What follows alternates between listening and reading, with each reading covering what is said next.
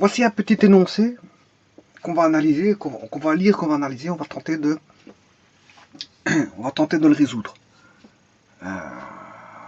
Voyons en quoi consiste-t-il. Lisons-le tout d'abord.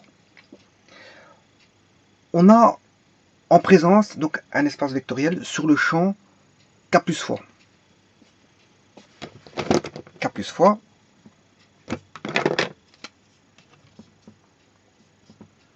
Voilà. On a en présence le système E1, E2, E3, En. Et le système suivant, il est dit libre. Il est libre. On va analyser par après.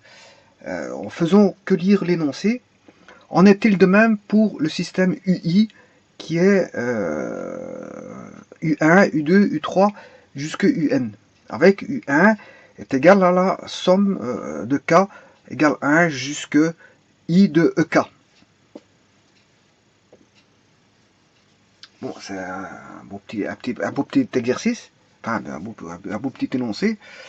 Maintenant, il reste à l'analyser et comment pouvons-nous en tirer profit pour pouvoir montrer ça. Parce qu'il s'agit de montrer. Je dirais même plus. Ça va plus loin que montrer. Ça va devenir une démonstration. De fait. Ça va devenir une démonstration de fait. Ce qui veut dire par là que si je dois montrer ça, ben je le ferai au travers de ce que l'on connaît, qu'on appelle généralement les hypothèses, et ce qu'il faut démontrer, ce qu'il faut montrer, ce qu'on appelle la thèse. Donc je partirai d'une hypothèse, ce dont on connaît, l'existant, les données, bon j'aime pas parler de données parce que les données sont en informatique, voilà, on parle plus de données en informatique, mais ce que l'on a en présence, ce que l'on connaît, ce que l'on a en possession, ce qui est connu, tout ça constitue les hypothèses de départ. La thèse reste ce qui est demandé, ce qui est à démontrer, ce qui est à montrer. Voilà. Eh bien, on va démontrer tout ça au travers de l'hypothèse de thèse et fatalement induire une démonstration pour montrer la preuve de nos dires. Mais avant toute chose, on va analyser l'énoncé. Et en analysant l'énoncé, qu'est-ce qu'on a? On a un espace vectoriel sur le champ K plus fois. Alors de nouveau, qu'est-ce qu'on a comme élément? On a des systèmes. On a combien de systèmes? Bon, l'espace vectoriel, je vous rappelle que c'est un ensemble. Hein. Il y a, je dirais même deux ensembles. On joue avec deux ensembles. Enfin, on ne même pas parler de mot jouer, mais on manipule, c'est ça que je dis. On manipule deux ensembles. Avec un ensemble E, qui est un groupe abélien avec la loi additive propre à, bien sûr, à E.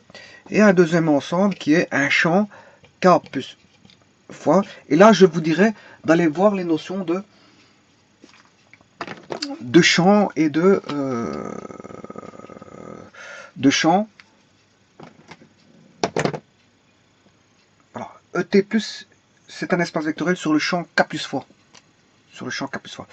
Alors, ET+, est déjà un groupe abélien, c'est un groupe commutatif, tout comme les K+. La structure K+, est un groupe commutatif. Bon, tout ça, allez voir, si vous n'avez pas les notions là, bon, c'est pas la peine de continuer. Hein. Parce que bon, il faut bien comprendre ce que c'est qu'un espace vectoriel. Bon, et avant toute chose, ce que l'on a en présence, avant d'avoir les critères d'espace vectoriel. Ce que l'on a en présence. Voilà. Et on a en présence, tout d'abord, un ensemble qui est un groupe abélien. Avec une loi plus, mais plus propre à E. Parce que lui aussi possède son plus. Mais lui, son plus, il est c'est la loi plus de K. Donc ici, on a un groupe abélien, groupe commutatif. Allez voir ce que c'est qu'un groupe commutatif, j'ai fait une vidéo là-dessus. Alors, ici, on a deux structures aussi, hein, puisqu'on a K+, qui est la loi plus de K, mais on a K0 fois, qui est la loi fois de K. Alors K+ est une structure de groupe abélien et K0 fois est une structure de groupe abélien. Donc en fait on a combien de groupes ici? Trois groupes. On a trois groupes commutatifs. Bon, et alors ça répond à des critères. Hein. pour avoir il y a 4 critères pour lier, si vous voulez, l'ensemble E à l'ensemble K. On lie E à K par 4 critères. Voilà. Alors, bien sûr, ce n'est pas qu'uniquement des groupes, parce qu'on lie la loi plus et la loi Fa grâce à la notion d'anneau, distributivité, donc la notion d'anneau. Voilà. Et pour vous dire, un champ, qu'est-ce que c'est? C'est un corps commutatif. Un corps commutatif, il faut être d'abord un anneau avant d'être un corps. Voilà, donc tout ça, ces notions, je les ai vues. Et donc, en finalité, ici, on relie donc ces deux-ci, il y a un lien entre ces deux structures. Celui-ci, c'est un groupe commutatif. Ça, c'est une structure de groupe commutatif avec un lien entre les deux. Et je dirais un lien entre les deux ensemble qui font les 4 critères d'espace vectoriel. Donc, c'est tous des liens de structure, je veux dire, de structure algébrique. Bon, mais là, si vous voyez les critères, vous allez voir les critères et tout ce que c'est qu'un groupe, les notions de groupe, de champ, de corps et d'anneau. Je veux dire, il n'y a rien de... Il n'y a rien de compliqué là-dessus, c'est juste des critères à suivre. On suit les critères, associativité, distributivité, commutativité, le nœud, symétrique. Voilà. On suit ces critères-là et on définit la structure. Alors quand on a défini que la structure est un espace vectoriel, c'est ça la loi T de plus. C'est la loi plus de E. Quand je mets ET plus, c'est la loi T. C'est pour ne pas avoir de confusion avec K+.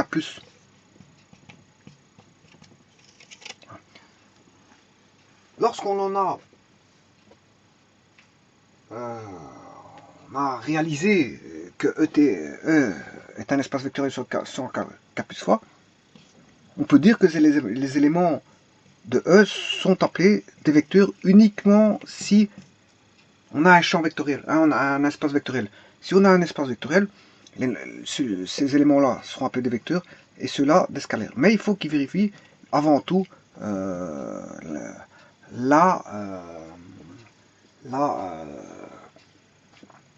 les 4 critères d'espace vectoriel que je vous demanderai d'aller revisiter dans une vidéo qui a été établie. Les critères d'espace vectoriel.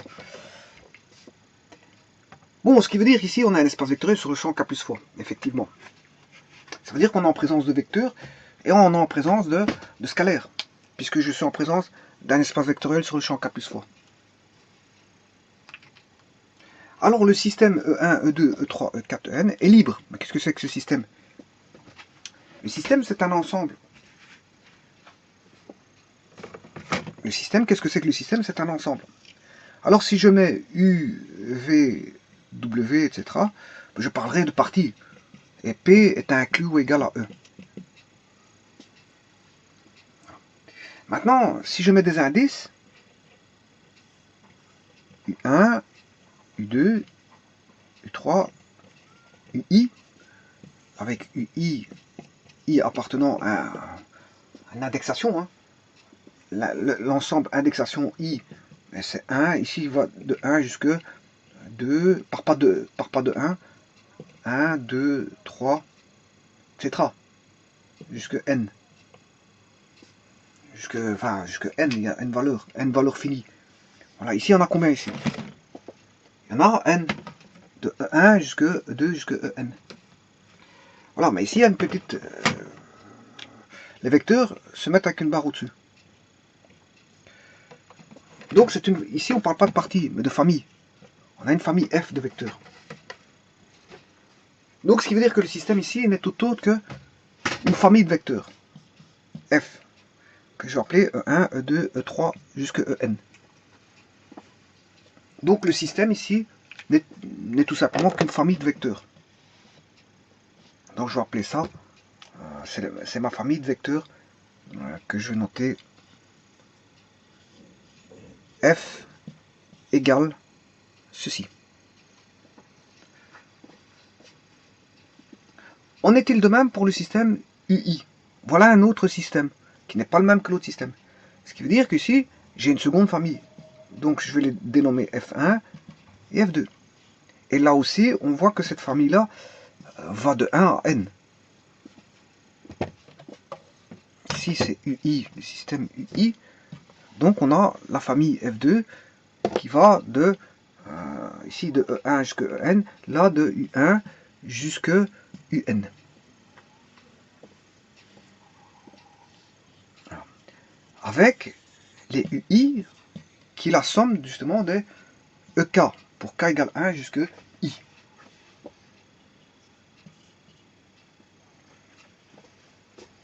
Voilà, donc on a deux familles. On sait bien que la famille là, elle est libre. Et ce qui est posé, en est-il de même pour celui-ci? Ça veut dire, est-ce qu'elle est libre? Point d'interrogation. Puisque c'est une question, en est-il de même pour? On voit bien le point d'interrogation. En est-il de même pour? Ce qui veut dire que F2 est libre. Point d'interrogation.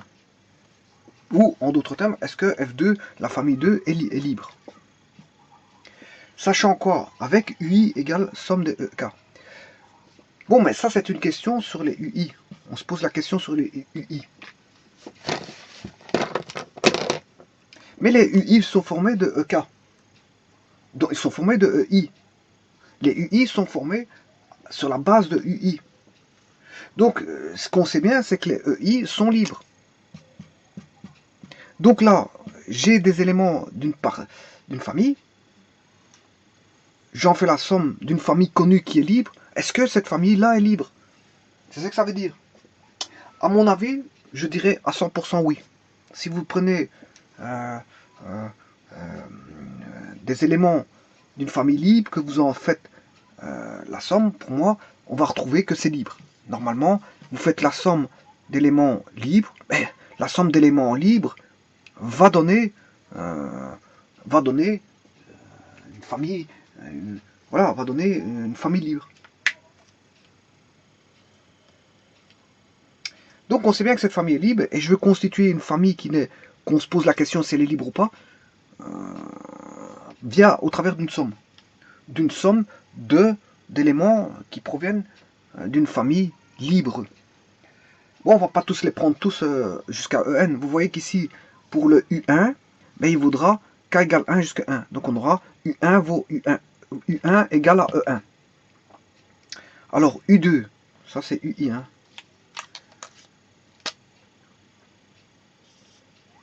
U2 voudra K égale 1 jusqu'à 2. Donc on aura E1 plus E2. U2 voudra E1 plus E2. U3 voudra E1 plus E2 plus E3. U4 voudra E1 plus E2 plus E3 plus E4. U5 voudra U1 plus E2 plus E3 plus E4 plus E5. Et ainsi de suite. Donc je vais former des éléments de somme qui vont provenir d'une famille libre. Provenant d'une famille libre.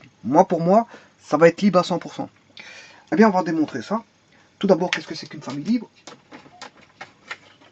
Je reviens à ce tableau-ci.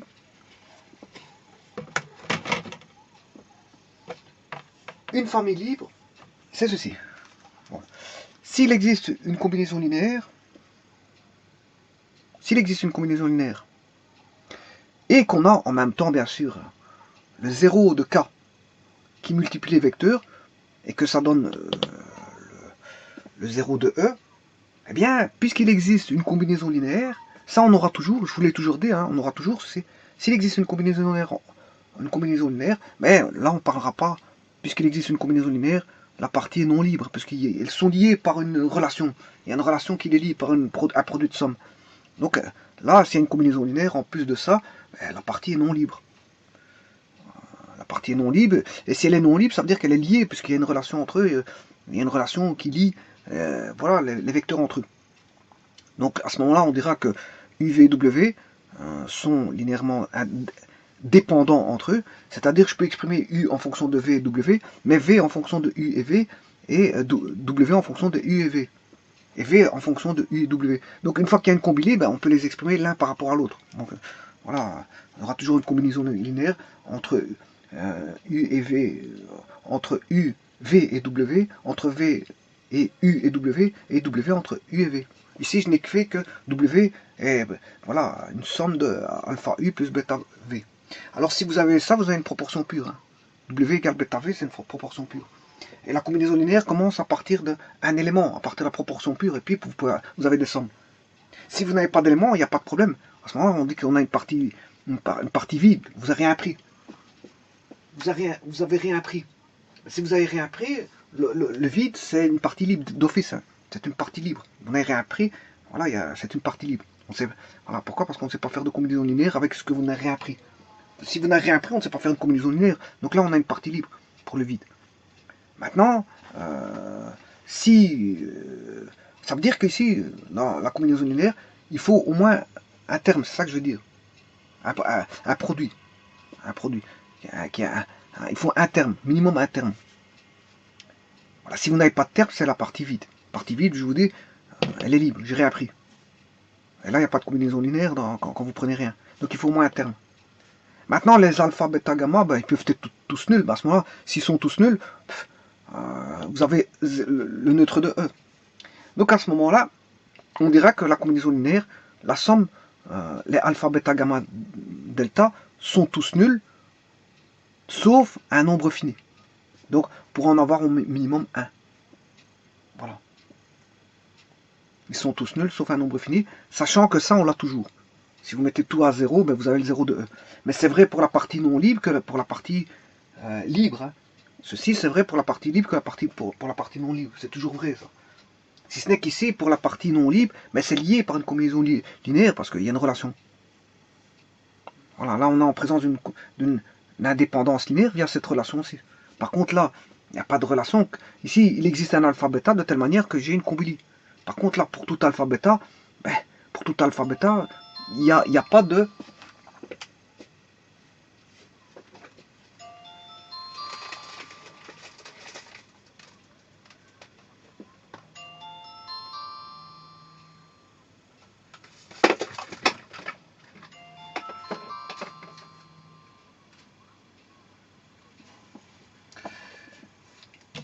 Voilà, pour tout alpha bêta, qu'est-ce qu'on aura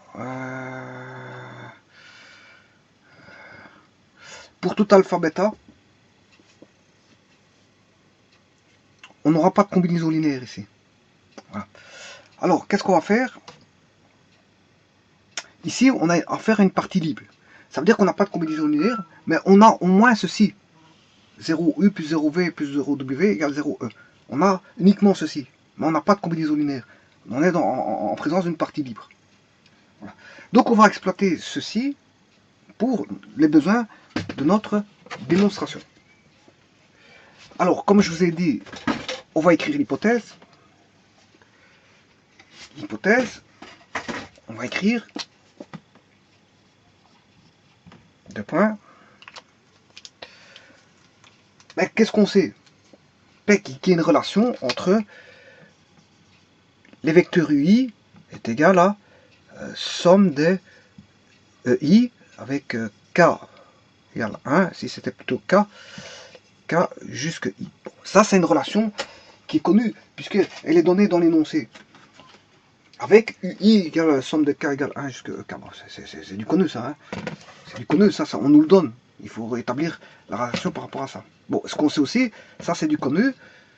Et ça, c'est du connu. La famille, là, elle est libre. Bon, si elle est libre, ben, je vais appliquer ce que je viens de dire. Et comme on a affaire à une famille, ben, je parlais en termes d'indices. Ici, je vais appeler ici les valeurs ici, les scalaires, je vais les appeler les lambda i, c'est-à-dire lambda 1, lambda 2, lambda 3, etc. jusqu'à lambda i. Bon, c'est aussi une famille quelque part, mais je n'ai pas parlé de famille ici. Hein. Bon, c'est une famille de scalaires. Voilà, parce qu'une fois que c'est addicé, je peux pas prendre une partie, enfin une famille justement, c'est pas une partie, puisque c'est addicé, on va prendre une famille qui est la famille F2, qui est voilà la famille des lambda, inclus ou égal à K. C'est un sous-ensemble de K. Mais indicé, donc je parle en termes de famille. Donc, mais la famille F1, c'est pas ici, c'est hypothèse, c'est que la famille F1, constituée des vecteurs U1,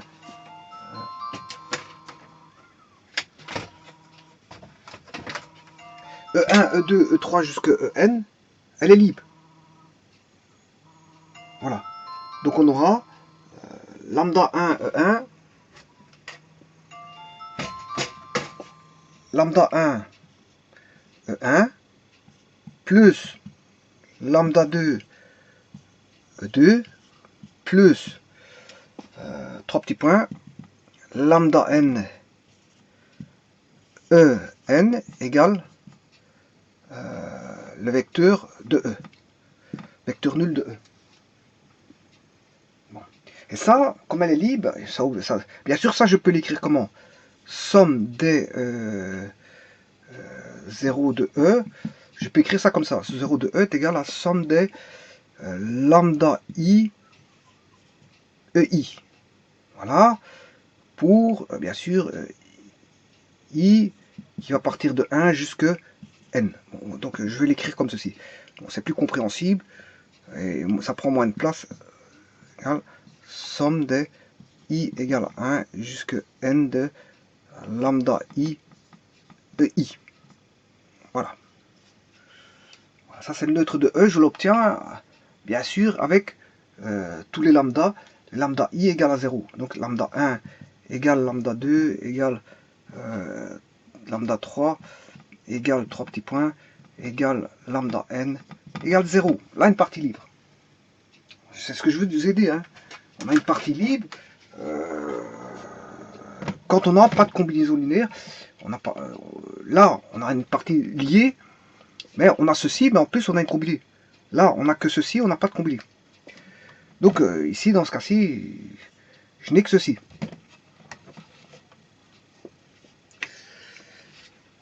Voilà, je n'ai pas de combinée. Ça veut dire que pour que ça fasse 0, ça oblige uniquement tous les scalaires à... Il n'y a que ce cas-là. Il n'y a que ce cas-là. Pour avoir 0, le seul cas que je peux avoir pour avoir 0, ben, il faut que... j'ai qu'un seul cas. J'ai qu'un seul cas, c'est ce cas-là. C'est-à-dire que je n'ai pas de combinée. Et si je n'ai pas de combinée, mais pour annuler, la seule manière d'annuler, c'est que tous les lambda I soient égaux à 0. Donc, ça veut dire que tous les lambda I égale 0. Et ça, bien sûr, pour les I compris entre 1 et n. Bon, c'est ce que je vais écrire tout de suite. J'efface tout ceci. Donc, ceci constitue l'hypothèse. Ceci constitue l'hypothèse avec I compris entre 1 et n. Les lambda I égale 0. Voilà, ça c'est l'hypothèse. C'est l'hypothèse. Mais la thèse, qu'est-ce qu'il faut démontrer? Que doit-on démontrer? Mais que la somme, que ceci est libre. L'énoncé, je ne sais pas ce que je l'ai mis. Oui, là. Il faut... Ce qu'il faut démontrer, c'est la question, c'est-à-dire, est-ce que F2 est libre? Est-ce que F2 est libre? Est-ce que la famille 2 est libre?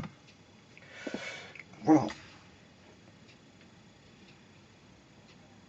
Bon, mais F2 est libre, ça veut dire quoi? Ça veut dire que il existe des alpha I. Hein, voilà, libre, ça veut dire que j'aurai alpha 1 U1 plus alpha 2 U2 plus alpha 3 U3 plus 3 petits points plus alpha n UN égale le 0 de E.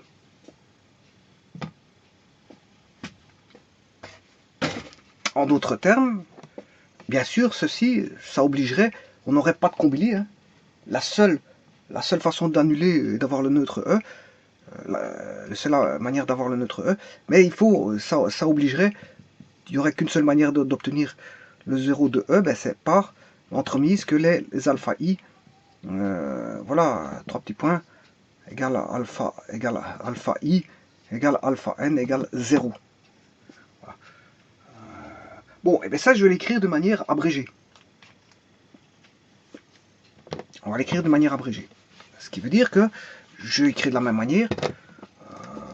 La thèse, c'est qu'il faut démontrer que 0 de E est égal à la somme des alpha I UI, pour I égale à 1 jusqu'à N, mais obligerait,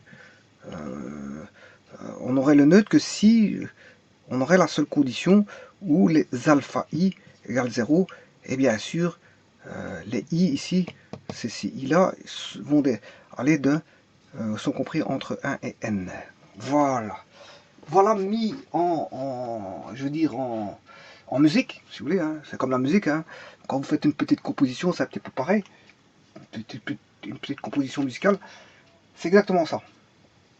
C'est exactement ça. Vous avez composé de telle manière à essayer d'élaborer les choses pour avoir mis sous forme mathématique l'hypothèse et sous forme mathématique la thèse. Maintenant, il ne reste plus que la démonstration. Ben, on va démontrer ça. Donc, j'ai pu effacer l'énoncé. Donc, mais je vais revisiter l'énoncé pour vous dire que qu'est-ce qu'on est en train de chercher. Ben, on a une famille composée de vecteurs. Cette famille-là, on sait bien qu'elle est libre. On prend une seconde famille. Mais cette famille-là est dépendante de la première famille parce que elle est composée de sommes de la première famille. Voilà. Et on se pose la question, on va composer des éléments, on va composer une somme provenant d'éléments d'une famille libre. Est-ce que la nouvelle famille F2 est-elle libre? C'est exactement la question. Voilà. Mise sous forme d'hypothèse et de thèse, maintenant que vous savez tout ça, ben, on va démontrer.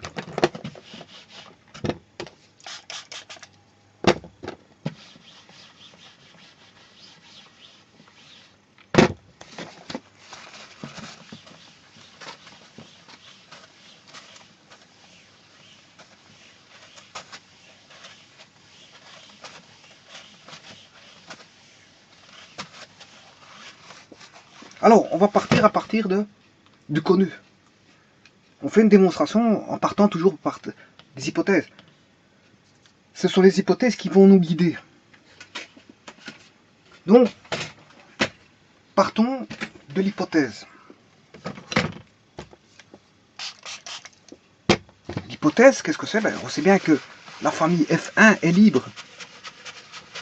La famille F1 est libre. Et que U1 est formé de vecteurs de... Les vecteurs U1 sont formés d'une somme de vecteurs de E2. Comment? Ben, c'est la somme, je vous l'ai dit tout à l'heure, et là, les UI sont formés comme ceci. K égale 1 jusqu'à I de EK. I égale somme de EK.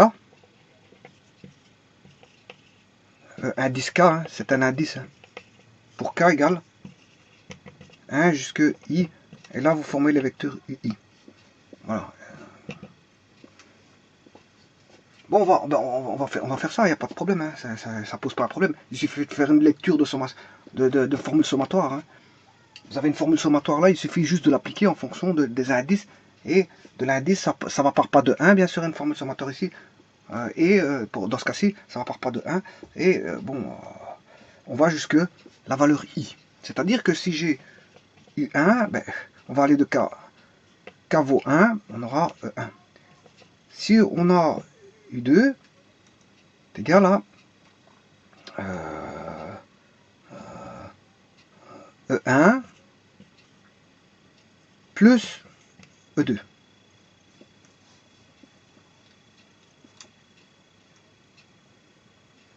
Est-ce qu'il manque pas quelque chose? C'est parce que j'ai pas ma constante. Non. Ça, c'est bon. Alors, U3, c'est E1 plus E2 plus E3.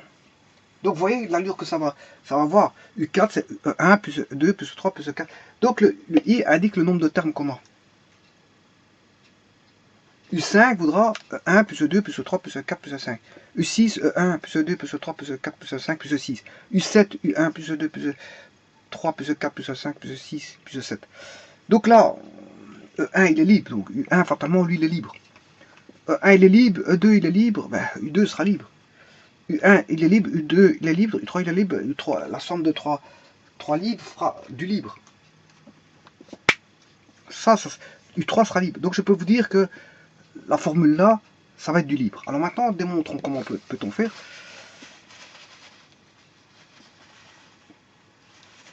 On va rechercher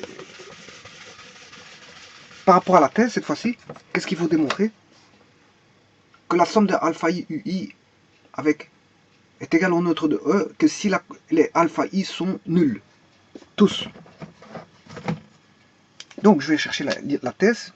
Je vais partir à partir de la thèse. Donc la somme des alpha i ui pour i égale à 1 jusqu'à n égale au neutre de E entraîne les alpha i sont tous nuls pour i compris entre 1 et n. Voilà. Tous les i, les alpha i doivent être tous nuls. Tous.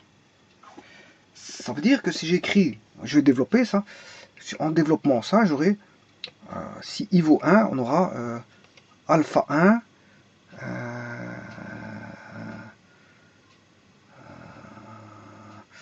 alors u1 plus alpha 2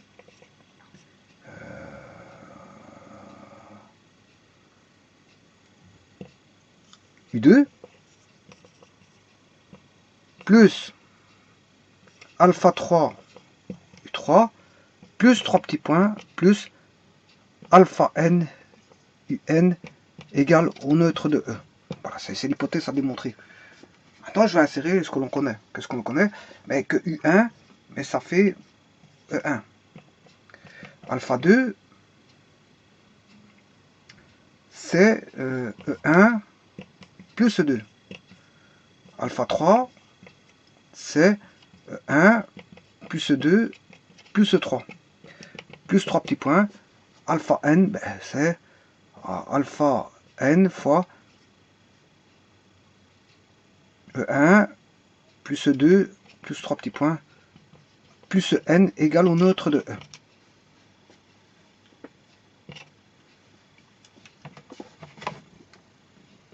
Voilà. Bon, ben, développons ceci. J'aurai, si je distribue alpha 1, 1 plus alpha 1, E1 plus alpha 1, E2 plus alpha 2. Je ne fais que distribuer. Hein. Bon, je distribue alpha 2, E1, puis je vais distribuer ici, puis je vais distribuer ici. Voilà, je ne fais que ça. Alpha 1, E1 plus alpha 1, alpha 1, E1 plus alpha 2, E1. Je m'excuse, ouais, alpha 2. Alpha 2, E1, alpha 2, E2, alpha 3, E1, plus alpha 3, E2, plus alpha 3, E3, plus alpha 4, E1, plus... voilà, donc vous avez compris le jeu. Alpha 3, E1, alpha 3, E2, alpha 3, E3. Donc si vous avez compris ceci, ben, je vais quand même faire un terme en plus qui est 4 pour bien comprendre. J'aurai 4 termes. Pour le alpha 4, il y aura 4 termes. Alpha 4, E4, plus alpha 4, E2, je m'excuse. Alpha 4, E3. Alpha 4, E3, plus alpha 4, E 1, 2, 3, 4. Ben, alors pour alpha 5, vous comprendrez qu'on aura alpha 5, 1, plus alpha 5,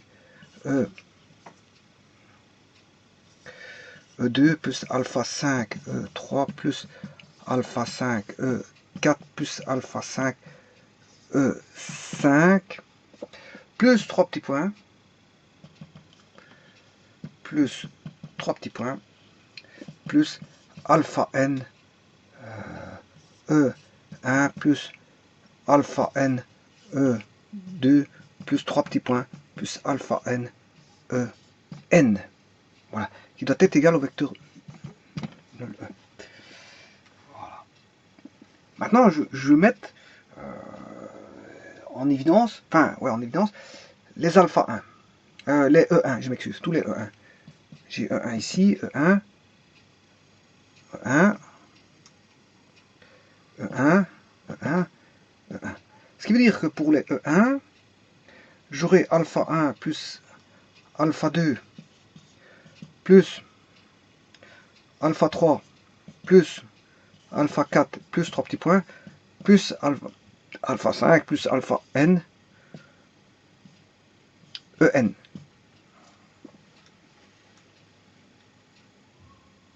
Et ceci, c'est la somme des alpha i. Somme des alpha i. somme pour I égale 1 de alpha I jusque N, hein, E1. Bon, faisons la même chose pour le 2. Donc, je vais enlever le 1. Alpha 1 a été fait, alpha 1, voilà. Alpha 3, alpha 4, alpha 5, alpha 1, alpha N. Faisons la même chose pour alpha 2.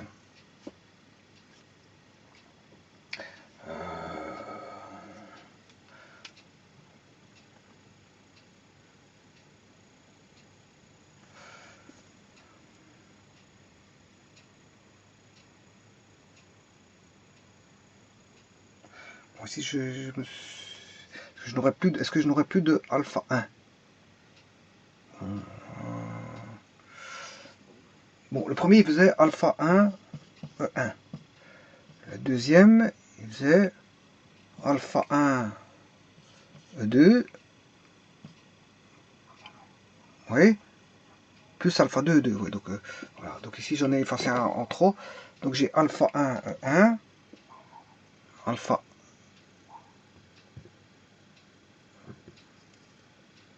alpha 3, E1. Alpha 4, E1. Alpha 5, E1. Donc c'est la somme des alpha I. Voilà. Maintenant, je prends les E2. J'ai alpha 1 ici. Alpha 2.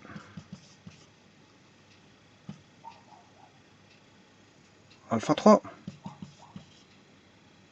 Alpha 4. Alpha 5. Plus 3 petits points. Plus alpha N. E2. Et donc on retrouve, c'est la somme des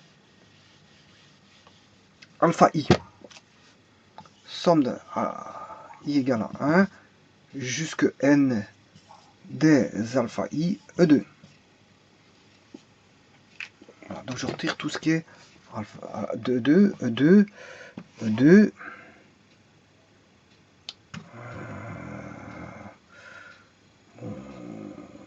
3, j'ai effacé quelque chose en trop.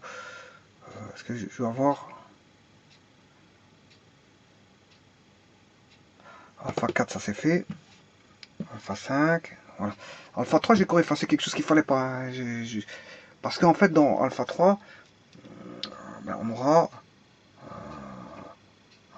alpha 3, E1, plus E2, plus E3.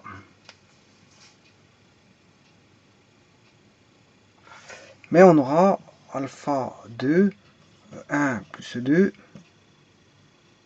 Ah, attendez, que ici, peut-être que je me suis trompé.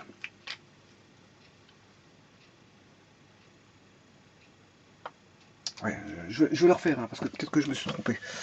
Je vais le refaire.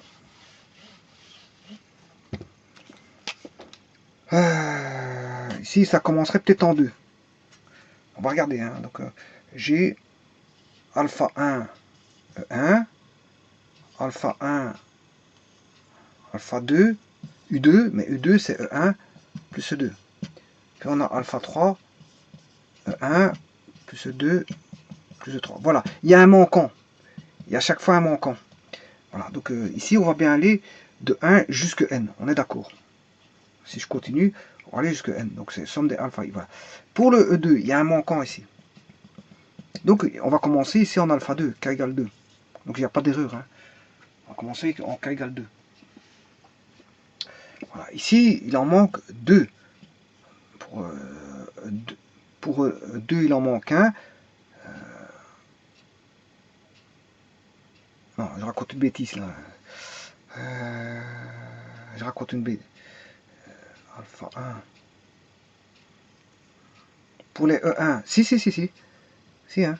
Si, parce que quand je vais distribuer, là j'ai alpha 1, E1, alpha 2, E1, alpha 3, E1. Donc j'aurai la somme. Je vais plutôt le voir comme ceci. Alpha, ouais, c'est mieux de parler comme ceci. Hein. 3 petits points. Alpha 1, alpha 2, alpha 3. Et là j'aurai E1, E1, E1, E1. Donc c'est la somme de K égale à 1 jusqu'à N de alpha I. Maintenant si je devais distribuer, j'aurai alpha 2, E2, alpha 3, E2, alpha 4 jusque... Voilà. Donc là on va commencer en 2. Puis là, pour le suivant, on aura alpha 3, E3. Donc on aura somme des k égale à 3 jusque des alpha i 3. Voilà, et maintenant je peux conjecturer en marquant que c'est donc c'est la somme k égale 1 jusque n de E1 plus alpha i E1 plus somme égale k égale 1 jusque n de alpha i k égale 2 E2 plus somme de k égale 3 des alpha i E3, et là je peux, jusque n bien sûr, là je peux conjecturer pour aller jusque 3 petits points, plus somme de k égale n jusque n de alpha i en. Voilà.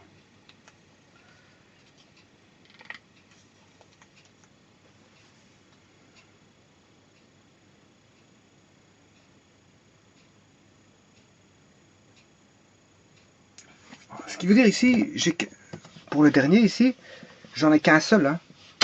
Ça doit être égal au vecteur nul. Ce qui veut dire ici, j'en ai qu'un seul, mais c'est alpha n. Voilà, ici, c'est alpha n. Voilà. Oui, mais par hypothèse, on sait bien que les vecteurs E sont libres. Ils sont libres. Voilà, par hypothèse, somme des lambda i égale au nôtre de E. Voilà, pour tous les lambda i égale 0. Oblige à avoir les lambda i, enfin, on a le neutre de E, que si on a le... Parce que les E sont une partie libre. Donc, si vous voulez, je peux identifier, c'est pas un problème. Hein. Je peux écrire que lambda 1, E1 plus lambda 2, E2 plus lambda 3, E3, plus 3 petits points, plus lambda n, En égale au neutre de E. Ben, on sait bien que par hypothèse, lambda 1 égale lambda 2 égale lambda 3 égale 3 petits points égale lambda n égale 0. Ce qui veut dire que ceci, par identification, ceci égale 0.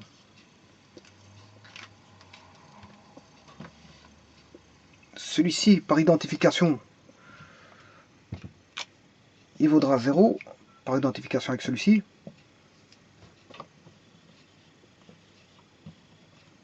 Celui-ci, il vaudra 0 par identification avec celui-ci, et ils vaudront tous 0 par identification jusqu'à celui-là.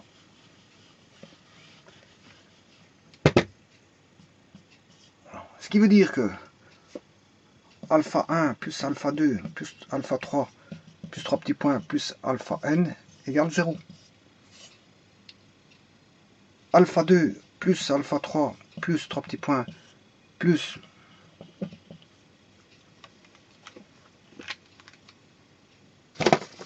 alpha n égale 0.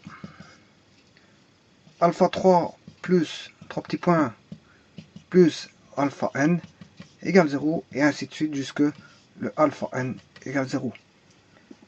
Donc, oui, c'est bien exact. Ça forme une partie libre. Les UI est une partie libre. C'est normal parce qu'on a additionné, on additionne des éléments provenant tous d'une partie libre. Fatalement, on a une partie libre. UI est bien une partie libre. C'est normal. Et je vous l'avais dit dès le départ que c'est normal qu'on allait retrouver une partie libre. Voilà, donc effectivement, si je prends des UI provenant d'une partie libre et que je somme partiellement ces éléments, j'en fais une somme partielle mais qui devient triangulaire, hein, c'est une somme qui devient triangulaire. Vous avez bien vu la structure triangulaire que ce qu'on avait. On avait un élément, pour i égale 1 on a un élément, pour i égale 2 on a 2 éléments, pour i égale 3 on a 3 éléments, pour i égale 3, on a 3 éléments, pour i égale 4, on a 4 éléments, et ainsi de suite. Et ainsi de suite. Donc on a une structure triangulaire, mais cette structure triangulaire, là, ben, à chaque fois, on lui a provenant d'une partie libre, puisqu'on sait bien que les EI sont libres, donc les EK, fatalement, si EI sont libres, les EK sont libres, mais ici on ne fait qu'une addition triangulaire d'éléments qui se réajoutent en fonction voilà, de l'indice I. Donc si vous ajoutez toujours des éléments d'une partie libre, on comprend tout de suite, et on le voit tout de suite, on perçoit tout de suite que la partie sera libre, d'office. D'office.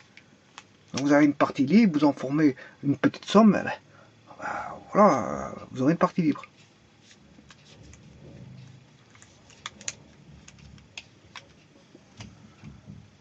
Bon, est-ce que je peux faire un corollaire avec ça? On peut voir, hein. Supposons que j'ai la base de E3. Là, on est dans la géométrie vectorielle dans le plan. Donc je peux mettre ceci, j'ai des flèches. On est parce que je suis dans la géométrie vectorielle dans le plan de dimension 3. Donc les vecteurs de l'espace. Vecteur de l'espace. Donc je peux mettre, il n'y a pas d'ambiguïté. Moi je suis dans R3. Les espaces vectoriels, c'est aussi bien pour R3 que pour au-dessus de R3. Hein. Par contre, ça, ce sont des vecteurs propres à R3 et R carré. Voilà. Alors, voyons voir. Si je fais... Ça, c'est ce qu'on appelle la base. C'est une base. Hein. Je peux mettre une origine. Hein. C'est une base. E1, E2 et E3. Une base est une partie libre et génératrice. Mais en tout cas, elle va générer des autres vecteurs. Hein. C'est-à-dire qu'elle va générer des autres vecteurs. Voilà. Mais ce qu'on sait, c'est que c'est une base. Donc, c'est une base, c'est que c'est libre. Bon, si c'est libre, si je forme U1 est égal à E1 plus E2, eh bien, U1 est aussi libre. Voilà. Si je forme U1, enfin ici je appellerai ça plutôt U2, voilà, hein, 1 plus E2. Si je forme U3, E1 plus E2 plus E3, la somme ici vectorielle, enfin ici comme je suis dans le R3, il n'y a pas de problème, hein, je peux mettre ceci, voilà, c'est U3. Voilà. Donc, qu'est-ce que je peux dire? Mais que le vecteur, si je mets U1, U1 s'il est égal à E1, si E1 est libre, si E1 est libre, ben U1, s'il est égal à E1, il est libre. Alors si je fais la somme U2, E1 plus E2, ben U2 sera libre. Voilà. Mais je peux en dire de même aussi, il n'y a pas besoin de créer cette somme-là. Je peux dire aussi que je vais former, voilà, ça je l'ai fait à partir des sommes des UI pour K égale à 1 de EK, pour K égale à 1, voilà, jusque N égale 3. Hein. Jusque N, mais attention qu'ici N est limité à 3, parce que j'ai pris le vecteur de l'espace, donc c'est UI égale ceci. Voilà. Donc si on a K1, I,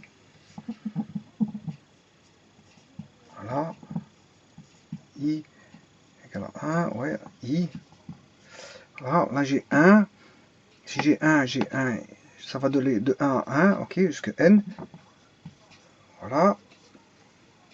Si j'ai I vaut 2, j'aurai 1 plus 2, j'aurai U2. Si I vaut 3, c'est 1, 2, 3. Voilà. Ça, j'ai formé ceci. Hein. Donc, ça veut dire que si je prends E1, ben E1, on sait bien qu'il est libre. Donc, U1, s'il est égal à 1, U1 sera libre. Maintenant, si je fais la somme comme ceci, U2 sera libre. Si je fais E1 plus E2, donc si je forme deux vecteurs de l'espace, avec E1 et E2, hein, si j'ai E1, E1, E2, E3. E1 plus E2, il est où? Il est ici. Voilà, par rapport à l'origine O. Voilà U1. Voilà. Ça, c'est celui-ci. Enfin, c'est U2, parce que c'est U2, je m'excuse. U2, c'est E1 plus E2. E1 plus E2. Donc, le vecteur là, il est libre. Maintenant, si je fais E1 plus E2 plus E3, et là, j'ai le vecteur U3. Et là, U3, il est libre. Donc ce vecteur-là, qui est la composition de E1, E2, E3, est libre. E1, E2 et E3. J'en fais une composition. Je retrouve le vecteur U3 ici. U1, on sait bien qu'il est libre, hein, puisque ça va être égal à E1. Ça, on sait bien. Mais là, le U3, il est là. Voilà. Donc si vous faites des compositions comme ça, de vecteurs de la base de l'espace, vous aurez des vecteurs libres. Ils seront aussi libres. Maintenant, soit dit en passant, si E1 plus E2 plus E3 est libre, E1 plus E3 est libre aussi. Voilà, je vais appeler ce vecteur-là U4. E1 plus E3, voilà, je vais appeler ça un vecteur U'. U'. U', on va l'appeler U'. U'. Je l'appelle U'. Voilà, ce vecteur U', qui vaut E1 plus E3. E1 plus E3 est aussi libre, qui est ici. Voilà U'. U' d'office sera libre. Parce que si E1 plus E2 plus E3 est libre, 1 plus E3 est libre. Si j'en enlève 1, il est toujours libre. Hein. Donc ici, qu'est-ce que je rajoute? Je rajoute toujours un vecteur en plus, mais ce vecteur-là, il est libre. Non, il fait partie d'une partie libre. Donc je peux rajouter autant de vecteurs pour autant qu'il soit libre. Pour autant qu'il fasse partie d'une partie libre, je peux en rajouter. Il n'y a pas de problème. Mais je peux en enlever. Il n'y a pas de problème. Pour autant que j'en enlève. On sait bien qu'il était libre auparavant, j'en enlève un, mais il est toujours libre. Voilà. Vous voyez que c'est... Voilà, on peut rajouter autant de vecteurs que l'on veut, pour autant qu'ils fassent partie d'une partie libre. Pour garder la partie libre, il faut que tous les vecteurs ajoutés soient libres. Maintenant, est-ce que je peux en enlever? Ouais, si j'ai une partie constitutive qui est déjà libre au départ, vous enlevez des vecteurs, il sera toujours libre. Voilà, je vous remercie.